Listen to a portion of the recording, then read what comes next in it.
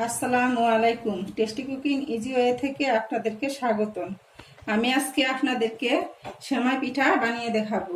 আমি এরকম লাল সেমাই বড় বড় ছিল, আমি এগুলি ছোট করে এরকম করে কষিয়ে নিয়ে এরকম ছোট করে নিয়েছি। এখন আমি বানাবো। বানানোর জন্য আমি কড়াইয়ে এরকম ছোট চামচ দিয়ে 2 চামচ ঘি দিয়ে দিচ্ছি। 2 চামচ 3 চামচ ঘি দিয়ে দিচ্ছি। দেখুন এরকম এরকম ছোট চামচ দিয়ে। এখন আমি সেমাইগুলি দিয়ে দিচ্ছি ভাজার জন্য। এখন অল্প আছে, আমি কিছুক্ষণ ভাজবো,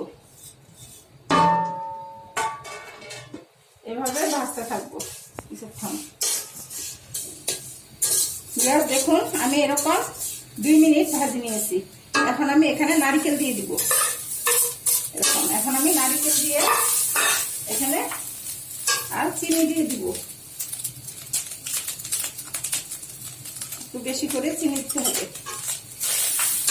এভাবে নারকেল আর চিনি একসাথে আমি এরকম করে ভাজতে থাকবো যতক্ষণ পর্যন্ত নারকেল। দেখুন এটি ব্রাউন কালার হয়ে গেছে। এখন আমি উঠিয়ে নিব।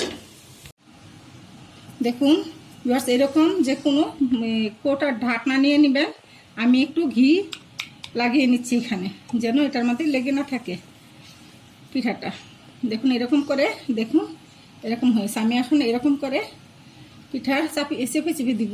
এরকম করে চেপে চেপে দিয়ে কিন্তু খুব তাড়াতাড়ি করতে হবে এগুলি, আবার ঠান্ডা হয়ে গেলে কিন্তু হবে না। এরকম করে বানিয়ে আমি রাখবো সবকটি। আপনাদের সুবিধার্থে আরেকটু দেখিয়ে দিচ্ছি।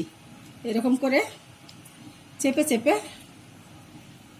যে কোনো কেপ দিয়ে বানিয়ে নেবেন আপনারা।